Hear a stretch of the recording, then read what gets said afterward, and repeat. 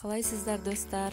Бүгін біз осындай өте дәмі чизкейкке келетін және де бір жасағынан шығатын жасалуы оңай сметанник пирогын жасайтын боламыз. Пирогымыздың қамырын дайындау үшін бізге ұн, қант, сары май және 2 дана жұмыртқа, разрыхлитель қажет болады. Ал салмасына 6 дана жұмыртқа, қаймақ және де қант қажет.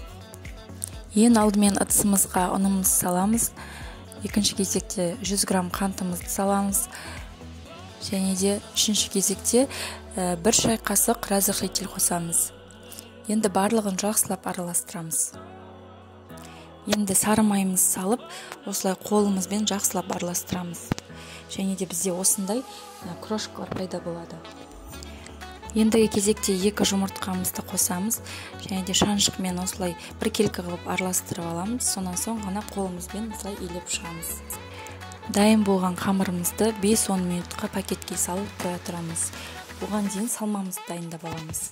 Салмамыз үшін 150 грамм қант, 6 дана жұмыртқа және де 700 грамм қаймағымызды қосамыз. Енді барлығын венчикпен бір келкі қылып қана араластырып шығамыз. Мінекей салмамыз дайын болды.